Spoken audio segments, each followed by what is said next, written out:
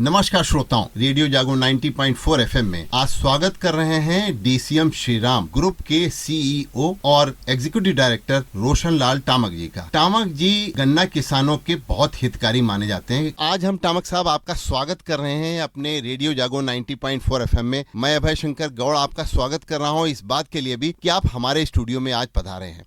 टामक साहब, आपने हरदोई में जो किसानों का उत्पादन बढ़ा उसमें आपकी एक तकनीक बहुत कारगर साबित हुई, जो आपने लाइन से लाइन की दूरी, आपने जो ट्रेंच विधि बताई, इसकी वजह से इसमें ट्रेंच विधि में खाद का प्रयोग हम कैसे करें और संतुलित मात्रा क्या रखें? ट्रेंच विधि जो है ना, जो दूरी जो बढ़ाने की बात है, उसके पीछे एक वैज्ञानिक तथ्य है जी।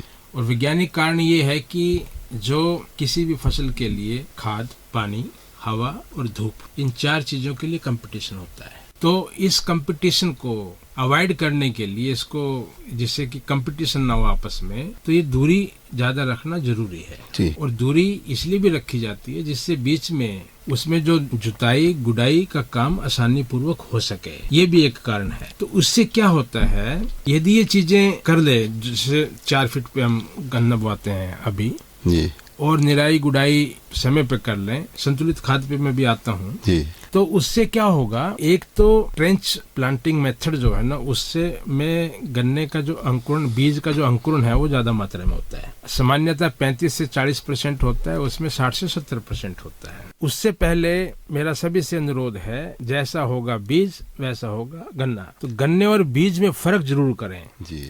और बीज का चयन और उसका उपचार, उसके लिए डिटेल में सब व्हाट्सएप मैसेजेस से, लीफलेट से सब जानकारी देते रहते हैं।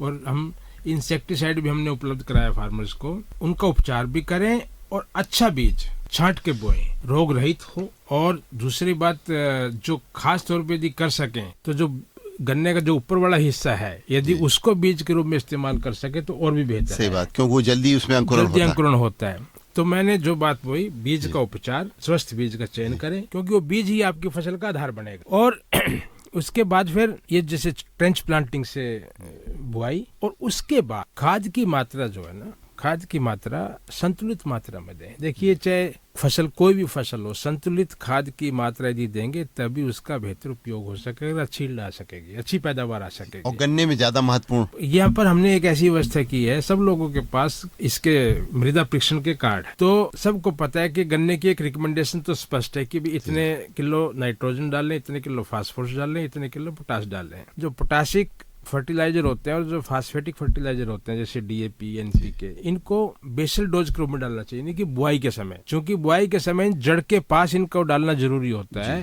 जैसे जड़ के पास डालेंगे तो चूंकि इनकी घुलनशीलता रिलेटिवली कम होती है, तो जड़ के पास होने चाहिए, तो जिससे कि इनका पौधा उपयोग कर सके। और बाकी जो रिकमेंडेशन, उस रिकमेंडेशन के हिसाब से खाद का प्रयोग करें, निश्चित रूप से उसके बेहतर परिणाम आएंगे। तो हमारे किसान भाई डीसीएम श्रीराम की हरियाणा, लोनी या रूपापुर चीनी मिलों में जा सकते हैं और अपनी मट्टी की जांच करा सकते हैं। आप अपने मट्टी के डॉक्टर खुद बन सकते हैं। जब आप जांच कराएंगे तो आपको पता लगेगा आपकी मट्टी में तत्व क्या है, और आप संतुलित मात्रा में खाद का प्रयोग करेंगे, यानी कि आपकी लागत जो है सही जगह पे जाएगी। बहुत बहुत धन्यवाद टामक साहब, आपने हमारे किसानों के हित में आज बहुत अच्छी जानकारी दी।